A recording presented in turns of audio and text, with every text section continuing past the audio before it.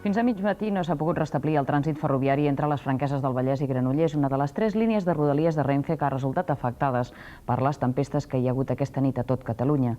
Les avaries a les línies de rodalies han afectat uns 4.000 usuaris i en aquests moments encara hi ha trajectes de rodalies on el servei no funciona o ho fa en retard, com és el cas de la línia de Massanet fins a Sant Vicenç. Uns 4.000 usuaris poden haver quedat afectats aquest matí per les avaries que hi ha hagut en 3 de les 4 línies del servei de rodalies de Renfe. Les tempestes que han caigut aquesta matinada a les comarques de Barcelona han causat petites avaries. La més important és la que ha afectat la línia C3, que va de Vic a l'Hospitalet de Llobregat.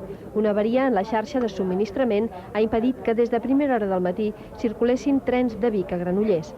Ha estat deguda a un fil d'alta tensió que ha caigut sobre les línies nostres, sobre la catenària entre les estacions de Montcada, Ripollet i Mollet de Santa Rosa, seccionant-la.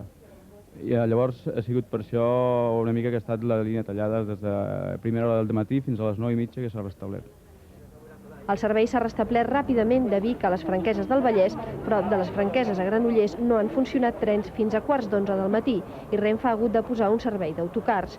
Tot i això, alguns usuaris han hagut d'esperar a l'estació més de 3 hores.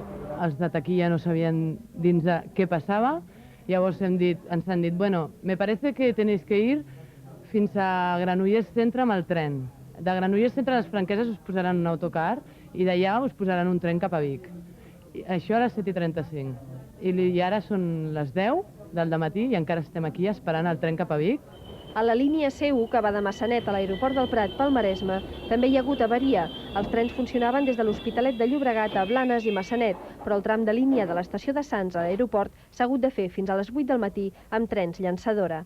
La línia C2, Massanet-Sant Vicenç de Calders, ha tingut problemes a primera hora del matí.